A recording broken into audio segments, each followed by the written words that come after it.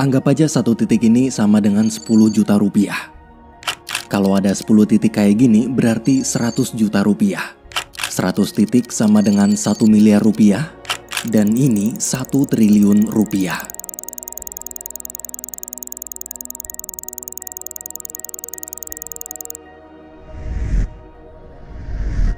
Elon Musk, si pemilik Tesla yang jadi orang paling kaya di dunia, punya 3.500 kalinya ini, atau 3.500 triliun rupiah. Kalau kalian bisa lihat, Mimin di sini. Mimin di sini. Mimin di sini. Mimin di sini. Tapi Elon Musk itu orang terkaya di dunia tahun 2022 ini. Kalau dulu tahun 1973, orang paling kaya di dunia namanya Getty. Biasa dipanggil kakek Getty. Nah, bocah ini adalah cucunya kakek Getty. Kalau di Indo namanya Paul, kalau di Amerika dipanggilnya Paul. Malam itu, Paul sedang jalan-jalan menikmati indahnya kota Roma di Italia. Namun ketika melewati jalan sepi, tiba-tiba dia diculik sekelompok orang bertopeng.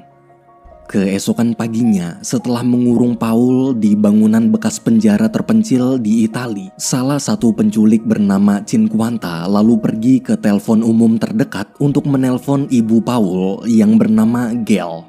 Cinquanta mengatakan sekarang Paul telah dia dan kelompoknya culik. Jika Gail ingin anaknya kembali dengan selamat, maka dia harus memberikan uang tebusan sebesar 17 juta dolar. Atau senilai 259 miliar rupiah. Mendengar itu, Gail pun syok. Di sisi lain, sekretaris memberitahu kakek Getty kalau barusan dia dapat telepon dari kepolisian Roma tentang penculikan cucunya yaitu Paul. Tapi bukannya khawatir, kakek Getty malah cuek. Besoknya, Gail mencoba menelpon sekretaris kakek Getty untuk mengabarkan penculikan Paul. Tepat saat sekretaris mengangkat telepon, ada tayangan berita TV tentang wawancara kakek Getty yang tak mau membayar uang tebusan Paul gara-gara kemahalan. Melihat berita itu, Gail kesal kemudian nekat pergi ke rumah kakek Getty. Sesampainya di sana, pelayan menyuruhnya pulang lagi karena kakek Getty sedang sibuk. Sambil menahan kesal, Gail bilang dia akan tetap menunggu di sini sampai kakek Getty mau menemuinya. Di halaman belakang rumah, ternyata kakek Getty sedang mengobrol dengan orang kepercayaannya yang bernama Cass. Dulu Cass ini adalah mantan anggota FBI. Kakek Getty di situ memberi Cass tugas untuk menyelamatkan cucunya. Sebagai mantan FBI, dia yakin Cass pasti bisa menyelesaikan semua ini tanpa harus membayar uang tebusan besar.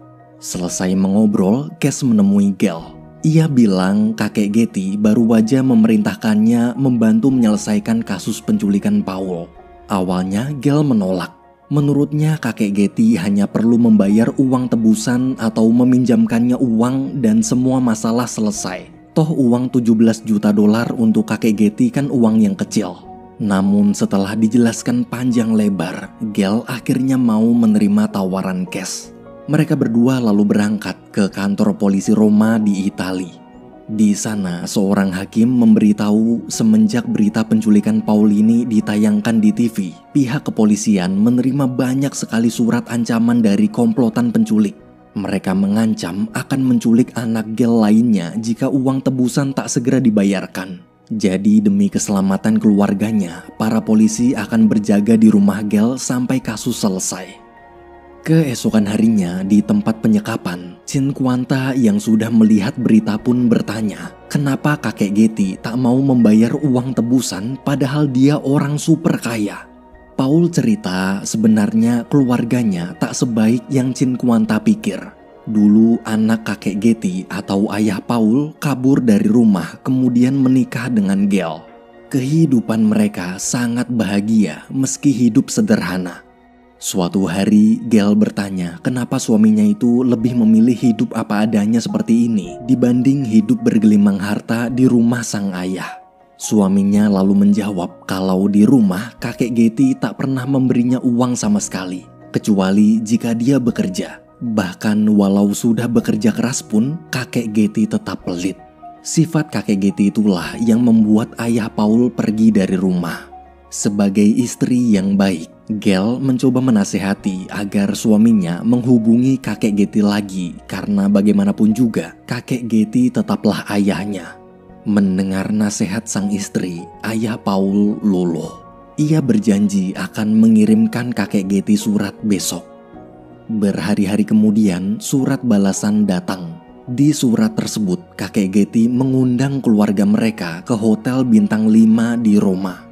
Waktu pertama kali bertemu cucunya, kakek Getty langsung memberikan Paul sebuah patung bernilai 1,2 juta dolar atau 18 miliar rupiah sebagai hadiah perkenalan. Tak hanya Paul, kakek Getty juga meminta ayah Paul pulang ke rumah untuk membantu perusahaan. Karena merasa kakek Getty telah berubah, ayah Paul pun bersedia pulang. Namun bertahun-tahun berlalu semenjak kembali ke rumah dan hidup bergelimang harta, justru sifat ayah Paul lah yang berubah. Dia jadi jarang pulang ke rumah, bahkan sering main cewek. Hingga akhirnya kedua orang tua Paul bercerai. Mungkin gara-gara itulah kakek Getty sekarang jadi kembali ke sifat pelitnya dulu dan tak mau membayar uang tebusannya. Cerita Paul barusan membuat hati kecil Cinquanta tersentuh. Di sisi lain, waktu Kes masuk ke dalam mobil, mendadak ada orang asing bilang dia tahu sesuatu tentang Paul dan meminta Kes ikut dengannya. Ketika diikuti, orang tersebut membawa Kes ke suatu bangunan. Di sana ternyata sudah ada teman-teman Paul menunggu. Teman Paul menjelaskan kalau seminggu sebelum diculik, Paul pernah meminta mereka membuat skenario penculikan untuk memeras kakeknya sendiri. Mendengar itu, Kes mulai curiga. Ia pun menemui Gale lalu bertanya apa Paul pernah mengatakan hal-hal aneh tentang skenario penculikan. Sambil tertawa, Gale menjawab pernah. Tapi dia menganggap itu pasti cuma lelucon anak remaja aja, bukan hal serius. Melihat ekspresi dan jawaban Gale, kecurigaan Kes semakin kuat. Besoknya dia kembali menemui kakek Getty untuk melaporkan semua informasi yang dia dapat kemarin. Kakek Getty sangat marah. Dia lalu menyuruh Kes tetap mengawasi rumah Gale sampai Paul pulang. Kemudian menyeret anak nakal itu ke hadapan kakek Getty biar dijewer telinganya. Sementara di tempat penyekapan, terlihat salah satu penculik sedang menemani Paul buang air kecil. Waktu mau ngerokok, dia lupa topengnya malah dibuka. Karena takut Paul akan melaporkannya ke polisi saat sudah bebas nanti, si penculik berniat membunuh Paul. Namun dari samping, tiba-tiba Cinquanta datang. Dari kejauhan, teman-teman Cinquanta mendengar ada suara tembakan. Karena mengira Cinquanta sedang berburu, mereka semua pun cuek. 3 hari kemudian, Kes dapat telepon dari polisi. Di telepon, polisi mengabarkan bahwa mereka baru aja menemukan mayat yang diduga mayat Paul. Polisi lalu meminta Kes ke rumah sakit bersama Gale sekarang juga. Sesampainya di rumah sakit, waktu Gale melihat mayatnya, dia lega itu bukan mayat Paul. Beberapa jam setelah diidentifikasi, mayat tersebut ternyata mayat salah satu penculik yang kemarin ingin menembak Paul. Dari hasil identifikasi, mayat itu adalah anggota mafia pemegang wilayah Roma. Polisi juga menjelaskan bila dilihat dari sisa-sisa pakaian dan struktur tanah di sepatunya, mayat ini mungkin tinggal di sekitar hutan dekat bangunan bekas penjara. Polisi yang merasa Paul disekap di sana pun bergegas menyergap.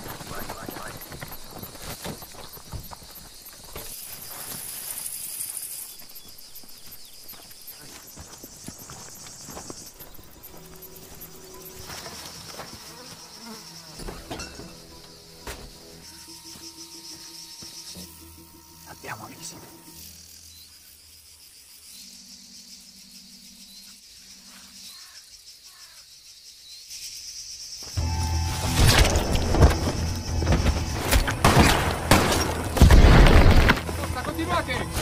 Polisi berhasil menembak mati 3 penculik.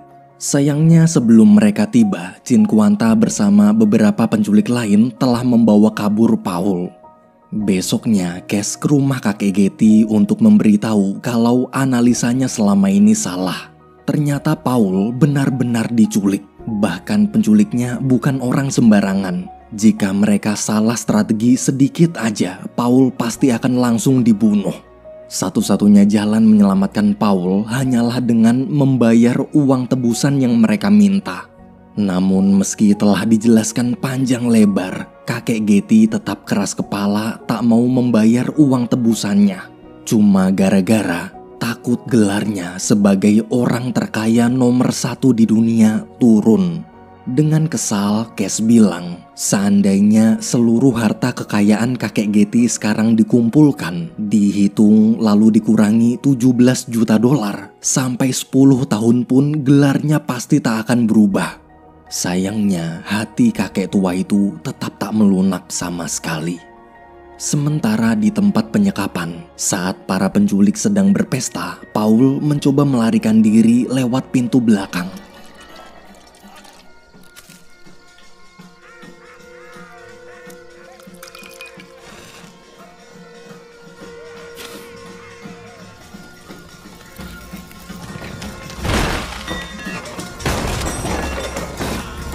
Al fuoco! Subito, veloce!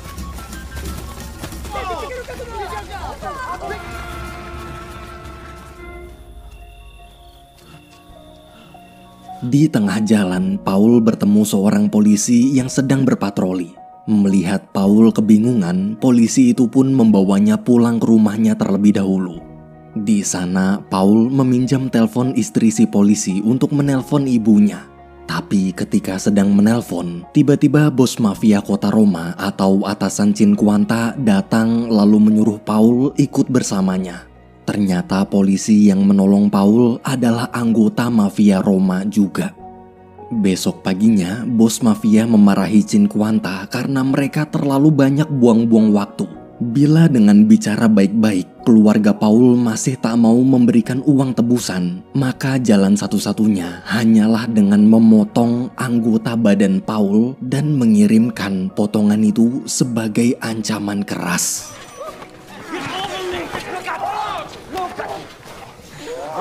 Oke.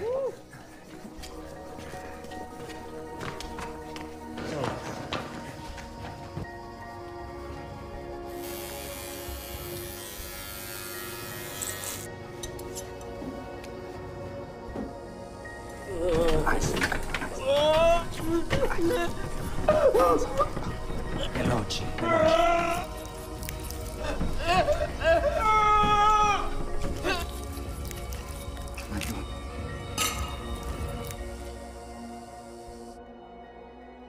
Dua hari kemudian di suatu kantor majalah, salah satu karyawan kaget melihat potongan telinga serta foto Paul ada di dalam surat. Setelah menerima kabar, Gail dan Cass pun datang. Melihat potongan telinga anaknya, Gail sangat sedih. Waktu Gail sedang menenangkan diri, seorang jurnalis meminta izin untuk membuat berita tentang potongan telinga Paul itu. Seketika, Gail dapat ide. Dia memberi izin asalkan jika beritanya sudah jadi, si jurnalis harus mengirimkan 1000 koran berita tersebut ke rumah kakek Getty. Beberapa hari berlalu, Cinquanta kembali menelpon Gail. Ia mengatakan kalau sekarang luka di telinga Paul infeksi dan harus segera dibawa ke rumah sakit secepatnya. Gail yang panik pun memohon agar Cinquanta menurunkan uang tebusannya sedikit aja. Sebenarnya dalam lubuk hati, Cinquanta juga ingin Paul selamat. Karena tak tega, dia berkata akan berusaha bicara pada bosnya untuk menurunkan uang tebusan menjadi 4 juta dolar. Setelah mengatakan itu, telepon langsung ditutup. Tak lama kemudian, pelayan kakek Getty menelpon. Di telepon, pelayan mengatakan bahwa kakek Getty sudah membaca berita koran yang Gail kirim. Kini dia berubah pikiran dan bersedia membayar uang tebusan Paul, asalkan Gail besok mau datang ke rumah. Keesokan harinya, Gail bersama Cass pergi ke rumah kakek Getty. Di sana mereka melihat mantan suami Gail yang sedang sakit parah. Kakek Getty lalu berkata dia bersedia membayar uang tebusan Paul, tapi dengan syarat Gale harus memberikan hak asuh seluruh anak-anaknya pada kakek Getty. Kalimat barusan benar-benar membuat Gale sakit hati. Ia tak menyangka kakek Getty tega memisahkan Gale dengan anak-anaknya. Padahal semenjak bercerai, dia tak pernah meminta uang sepeser pun. Namun meski sangat sakit hati, demi keselamatan putranya, Gale terpaksa menerima syarat itu. Esok pagi, Gale akhirnya dapat uang tebusan dari kakek Getty. Tapi ternyata kakek Getty hanya memberikan $1 juta aja. Gale begitu kecewa. Di tengah kekecewaannya, Cinquanta menelpon dan menanyakan uang tebusannya. Dengan panik, Gale mencoba bernegosiasi lagi. Sayangnya negosiasi kali ini Cinquanta tolak. Ia marah karena merasa dipermainkan. Pokoknya jika tak segera dibayarkan, dia akan mengirimkan setengah anggota badan Paul. Gale pun terdiam lemas. Siangnya waktu melihat Cass bermain bersama putrinya, tiba-tiba Gale teringat dulu kakek Getty pernah memberikan patung seharga $1,2 juta sebagai hadiah perkenalan. Ia lalu berniat menjual patung tersebut ke museum. Tapi di museum, ketika seorang arkeolog memeriksa, ternyata patung itu hanyalah souvenir biasa yang harganya tak lebih dari $15.000. Lagi-lagi kakek Getty membohonginya. Gale tak menyangka sifat pelit kakek Getty yang diceritakan mantan suaminya dulu tak pernah berubah. Di sisi lain, Cass pergi menemui kakek Getty kemudian bertanya, kenapa cuma memberikan $1 juta aja padahal perjanjiannya dia akan membayar semua uang tebusan Paul. Kakek Getty terlihat tetap cuek dan malah memberitahu kalau dia berencana membuat rumah pribadi super megah yang mirip dengan bangunan bersejarah di kota Roma. Kesabaran Cass pun habis. Dengan kesal, dia mengatakan bahwa sebenarnya selama ini kakek Getty sendirian. Untuk apa punya uang luar biasa banyak tapi hanya dihabiskan untuk kesenangannya sendiri, tanpa pernah memikirkan orang lain. Mulai hari ini, Cass memutuskan berhenti. Sebelum pergi, ia bersumpah akan membebaskan Paul tanpa bantuan kakek Getty. Mendengar kata-kata Cass itu, kakek Getty seakan seperti tertampar. Keesokan harinya, Cass bertemu pengacara Gale. Si pengacara mengatakan tadi pagi sekretaris kakek Getty menghubunginya dan memberitahu kalau kakek Getty telah berubah pikiran. Dia bersedia membayar penuh uang tebusan Paul. Sorenya, uang-uang jutaan dolar itu pun mulai ditarik dari bank.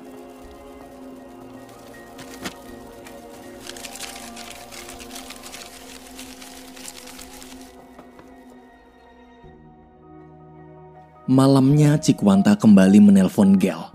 Saat tahu Gale sudah memiliki uang tebusannya, Cinquanta pun menjelaskan bagaimana cara mengantarkan uang itu besok.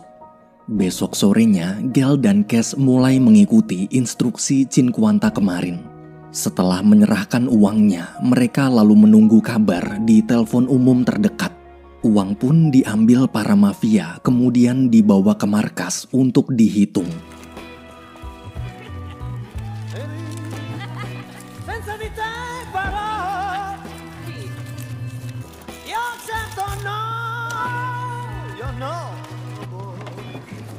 Setelah memastikan jumlah uangnya sesuai, bos mafia menelpon Gale dan memberitahu bahwa Paul sekarang ada di tengah hutan tak jauh dari pom bensin. Di waktu bersamaan, Cinquanta sedang membawa Paul ke lokasi tersebut. Sebelum pergi, Cinquanta berpesan apapun alasannya, Paul jangan pernah menginjakan kaki di Italia lagi. Ia lalu menjabat tangan Paul sebagai salam perpisahan. Di markas, setelah membagikan uang tebusannya dan waktu para mafia ingin pergi, anak buah bos mafia memberitahu bahwa barusan dia melihat ada banyak sekali polisi sedang menuju ke sini. Ternyata saat Gale mengantar uang tadi, polisi diam-diam mengikutinya dari belakang. Sambil menahan amarah, bos mafia menyuruh anak buahnya mencari dan membunuh Paul sekarang juga. Di sisi lain, ketika Cash bersama Gale sampai di lokasi, mereka tak menemukan Paul dimanapun. Sebagai mantan FBI, Cash tahu dari jejak-jejak kaki pasti Paul pergi ke arah perumahan warga. Sementara di rumah, kakek Getty tiba-tiba terbangun dari tidur. Wajahnya terlihat sangat panik ketakutan. Nafasnya terasa berat. Ia mencoba memanggil-manggil pelayannya, namun tak ada satupun yang menjawab. Tengah malam dalam rumah yang begitu luas dan dipenuhi barang-barang mewah, hanya ada kakek Getty seorang diri. Ia sendirian tanpa ada siapa-siapa. Kakek tua itu kemudian mengambil sebuah lukisan kesukaannya. Ia duduk menatap lukisan, lalu menghembuskan nafas terakhirnya. Di Italia, sesampainya di perumahan warga, waktu melihat mobil para anggota mafia datang, Paul berusaha sembunyi. Ia meminta bantuan pada orang-orang di dekat sana, namun tak ada satupun orang yang mau membantu karena takut berurusan dengan mafia. Gang demi gang dia lewati untuk mencari seseorang yang mau menolongnya. Di tengah jalan, Paul bertemu Cash. Tapi karena tak kenal, Paul malah kabur dan tertangkap salah satu anggota mafia. Beruntung dari belakang, Cinquanta menolong. Ketika Cash datang, Cinquanta langsung menyuruhnya membawa Paul pergi sejauh mungkin dari Italia. Akhirnya, setelah perjuangan panjang, Paul bisa bertemu sang ibu lagi.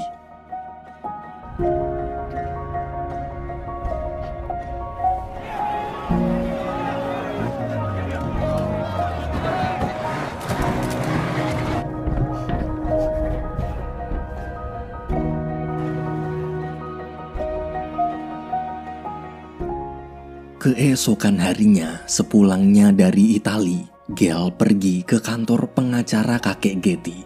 Di sana, pengacara mengabarkan bahwa semalam kakek Getty baru saja meninggal dunia. Karena ayah Paul sedang sakit parah, dia tak mungkin menjadi penerus pimpinan perusahaan. Jadi menurut hukum, Paul sebagai cucu tertualah yang berhak mewarisi seluruh harta serta aset kakeknya. Namun sebelum Paul dewasa, untuk sementara waktu Gale akan memegang harta waris dan menjadi pemimpin semua perusahaan kakek Getty. Beberapa minggu berlalu, kini semua harta kakek Getty telah resmi jatuh ke tangan Gale.